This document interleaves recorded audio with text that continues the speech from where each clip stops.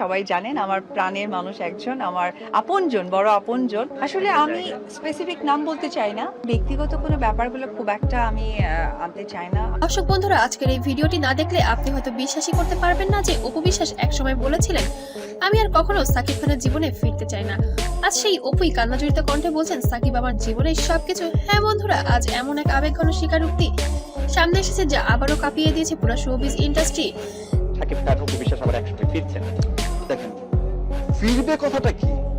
আমি তো ছিলামই, আমি আবার ফিরবো কোত্থেকে? সাকিব খান এবং অপু বিশ্বাস এই নাম দুটি একসময় ছিল ভালোবাসার প্রতীক।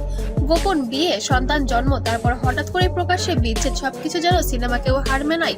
একসময় অপু বলেছিলেন, আমি একাই সব সামলাবো, আর সাকিব আমার জীবনের অধ্যায় শেষ। কিন্তু বাস্তবতা কি এতই সহজ? সম্প্রতি একটি ঘনিষ্ঠ মহলে অপু বিশ্বাস নাকি আবেগে ভেঙে পড়েন। সেখানে উপস্থিত কয়েকজনের দাবি, কাঁদতে কাঁদতে অপু বলেন, আমি আজও সাকিবকে ভুলতে পারিনি। শাকিব খান অপু বিশ্বাসকে নিয়ে এরকম কোনো লগ্নি গল্প বা আমার জীবনের সবকিছু ছিল, আছে এবং থাকবে, এই কথার পর নাকি সেখানে উপস্থিত অনেকেই চোখের পানি ধরে রাখতে পারেননি। কেন হঠাৎ এমন স্বীকারোক্তি? প্রশ্ন একটাই, এতদিন পর কেন হঠাৎ সাকিবের জন্য এই আবেগ ভেসে উঠেছে অপু বিশ্বাসের মনে?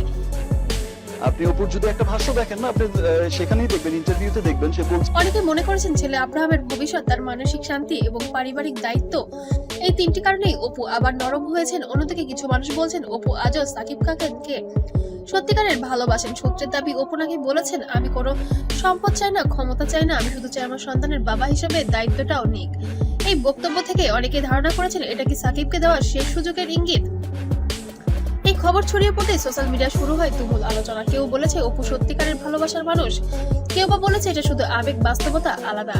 আবার অনেকেই বলেছেন সাকিব একবার হলেও সন্তানের জন্য ভাবুন। কমেন্ট বক্সে যেন আগুন জ্বলছে। যে ভাইয়ের কথা বলছে, সে ম্যারিড। হ্যাঁ, একটা ম্যারিড মানুষের রাত ৩টায় তুমি কি করো?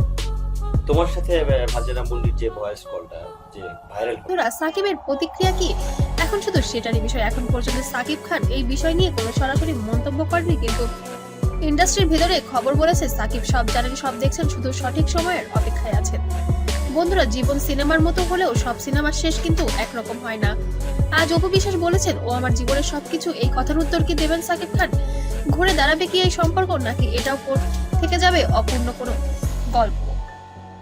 আর আপনি যদি এই ভিডিওটি ভালোবেসে থাকেন তাহলে অবশ্যই লাইক দিন এবং শেয়ার করুন, এবং আমার চ্যানেলটি অবশ্যই সাবস্ক্রাইব করতে ভুলবেন না। আর আপনি যদি আমার ফেসবুক পেজে দেখেন অবশ্যই ফলো দিতে যেন ভুলবেন না। বিষয়টা ছিল কি, আমি এবার বলি, যেটুকু সুযোগ হয়েছে সেটা হচ্ছে যে ফারজানা মুন্নি আপু, আমি ওনাকে চিনিও না।